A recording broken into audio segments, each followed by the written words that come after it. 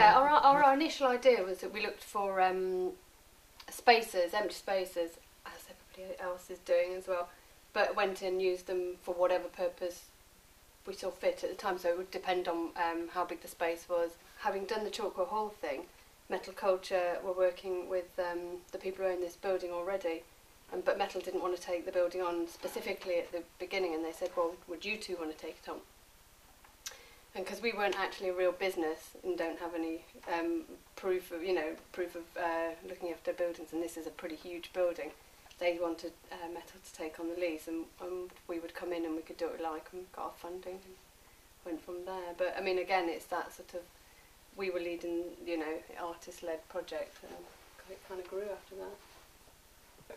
It's almost as much about the conversations and the dialogue between the people and what they're making. Oh, definitely. As much as sort of the actual artwork itself, it's sort of the ideas that that was going on in the space. Yeah, I mean, that was part of what me and Emma were talking about. I mean, when we first wanted to do something, it was definitely about that thing about, it's all that thing of, when you leave college and you go out there into the big wide world and everything, and you just kind of want, all you want really is to go back to that place where you've got loads of people around you, loads of buzzing ideas, people talking to each other.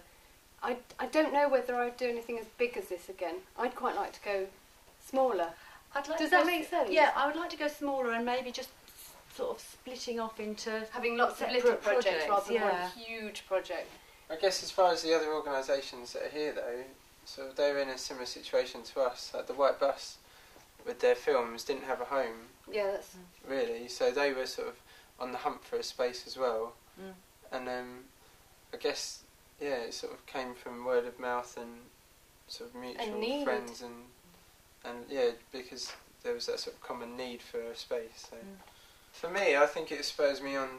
So, I find it quite motivational that my other job is something that I don't like. It's purely just for money, and then it sort of makes me appreciate the time I've got here, and sort of be more proactive while I am here, I guess. So, I think I would never want it to be. I mean, I know it is full time, but we've been setting up, but. To be honest, I just want to also be able to have time to get on with my own work and do that. I'd like to do it in equal measures. That would be my ideal world. Yeah, a little bit striking of a balance. Oh, that word balance. I think the personal sort of practice is very important. Actually, there would be no point. For me, there'd be no point doing CoExist without my own practice, actually. The whole motivation for setting it up in the first place was because we didn't have spaces to make our work.